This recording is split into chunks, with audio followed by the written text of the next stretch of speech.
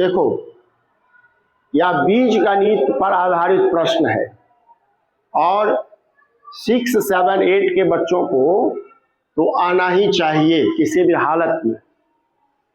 x गुने x, तो जब बीच में गुना का चिन्ह होगा तब स्क्वायर्ड हो जाएगा, और जब बीच में प्लस रहेगा तो 2x होगा। कई बच्चे या नहीं जानते हैं और जब बनाते रहते हैं तो टीचर से पूछते हैं सर यहाँ क्या होगा।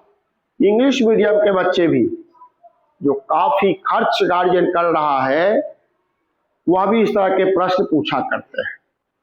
तो हमेशा के लिए याद कर लीजिए कि x को x से गुना करेंगे तो x स्क्वायर होगा, लेकिन बीच में यदि प्लस है तो ये 2x होगा।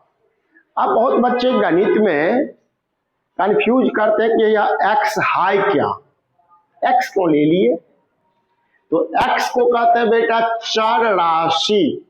चर राशि। अब चर राशि का मतलब इसको इंग्लिश में कहते हैं वेरिएबल्स। वेरिएबल्स मतलब बदलता है। चर राशि का मतलब जिसका मान कुछ भी हो सकता है।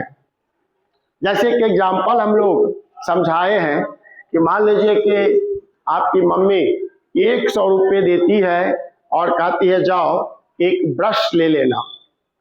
अब तुम कहते हैं कि पहले बता दो 10 रुपया में देगा कि 15 रुपया में देगा कि 20 रुपया से ज्यादा देगा तो हम लेंगे कि नहीं लेंगे। अब तुम्हारी मम्मी कहती अरे जाओ 100 रुपये दिए हैं, जितना में दे 5, 10, 15, 20, 13, 12, 25, 30, 40 तुमको लेके आना है। यानी तुम्हारी मम्मी भी चर राशि जानती है, चाहे वह पढ़ी हो या नहीं हो। गणित के भाषा में इसको हम लोग कहेंगे कि मान लो x रुपया में देगा जाओ न ले लेना। XYZ जिसमें दे, ये XYZ जिसमें दे ये शब्द बहुत लोग यूज करते हैं।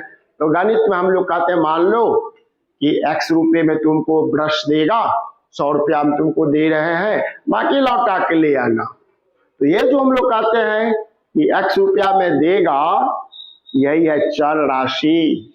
और इसी को गणित में हमेशा हम लोग कहते हैं मान लिया कि ब्रश का दाम x रुपये है।